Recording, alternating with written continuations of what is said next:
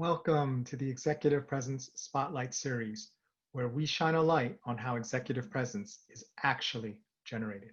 I'm Joe Kwon, the Connection Counselor, and we've been starting our journey on exploring the 6 degrees of executive presence.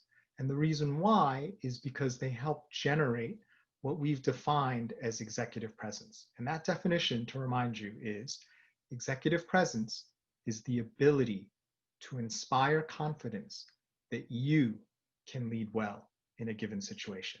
One more time.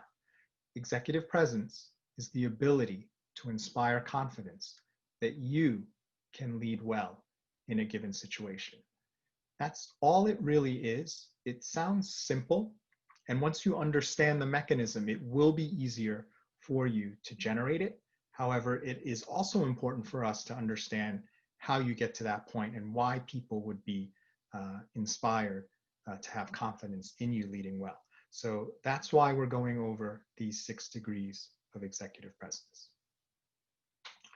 Have you ever tried to follow someone and they had no idea where they were going, right? Maybe you're driving somewhere or you could be walking behind them and they keep on changing directions, doing a 180, starting to go this way, or even signaling they're going to go left, and then all of a sudden, they go right. How does that make you feel? Right? Does that inspire confidence that they should be the one that everyone's following and picking the directions? Right? So the problem with that is you don't have confidence in someone who's constantly changing their mind. Right? Even if they do kind of ultimately know how to get there, the fact that they are constantly, flipping and flopping and changing at a moment's notice doesn't inspire confidence that you'll be able to smoothly get to where you need to get going. So this is the state of being resolute, right? Resolute is defined as marked by a firm determination, right? People really, when things are uncertain and they need an executive or an executive presence to take charge, it's because it's so rocky, right? And people are like, oh my gosh, what do we do? So they're really looking for someone who does have that sense of being resolute. They're like, okay, this is what I think we should do. And even though the sky is falling and maybe other bad things are happening, they're like, yeah, we should stick with this because this is definitely the thing that's going to get us through. Now, I know what you may be thinking. What if they're wrong, right? What if they're absolutely wrong and it's the wrong thing to do? And that's a really great observation. So executive presence is not about being the smartest or about being the best or even about being right. All it really means is people will follow you because they sense this about you, right? And so whether you're wrong or right, whether that decision is wrong or right, or sometimes that's out of your control, it's about having that sense that, okay, I can make a decision and I can stick with it. Now, that doesn't mean being stubborn, right? Resolute doesn't mean arbitrary, stubborn, pig-headed, because then that would be the state of being we're discussing right now. What it means is you're marked by a firm determination. It doesn't mean you won't change if there's better evidence to the contrary. But what it does mean is at the slightest shifting of the winds, popularity, politics, or even a little bit of self-doubt, you're not going to immediately flip-flop because that just throws everyone else into turmoil. The people who may be following you because they're like, man, this guy or this gal keeps flippity-flopping. I'm not sure we should be following them anymore because they don't seem to know what they're doing. So how do you get to this state of being resolute? And we touched on it just a second ago when we talked about doubt. So really the enemy of being resolute is not that you might be right or wrong, right? That's just going to happen and you should adjust to that based on your professional judgment.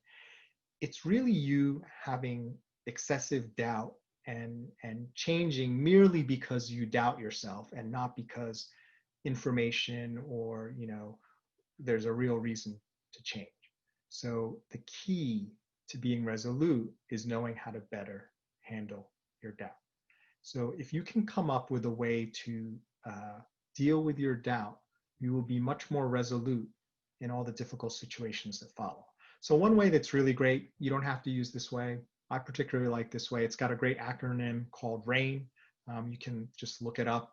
They talk about it all over.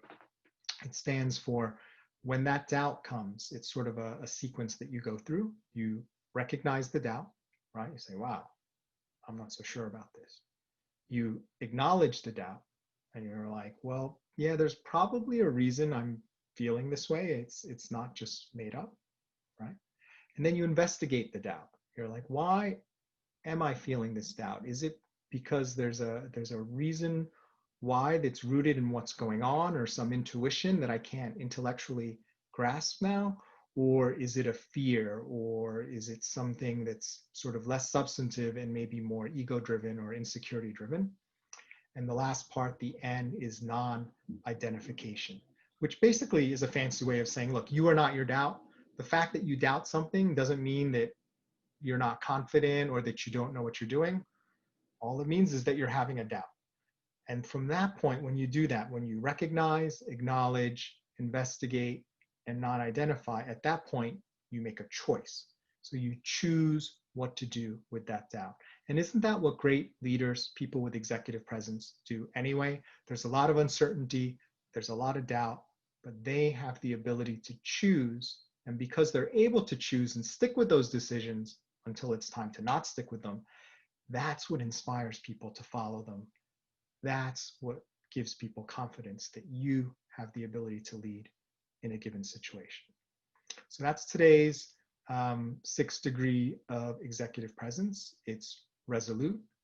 In our next episode, we'll talk about equanimity and how that will help you in terms of your executive presence and generating it.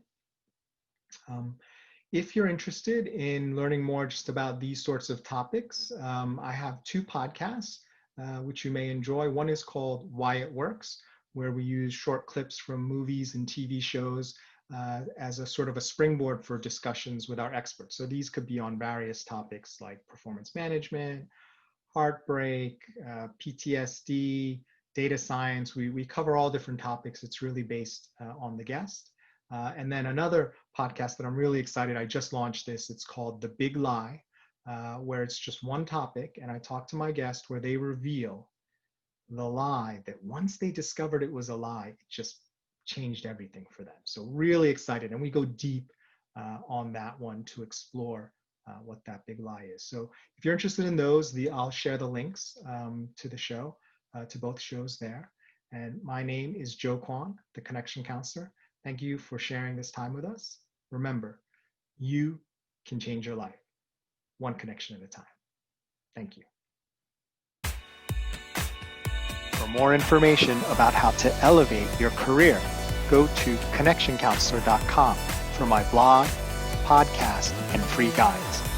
If you'd like to find out more about how to make executive presence work for you or your team, email me at joe@connectioncounselor.com. Thank you.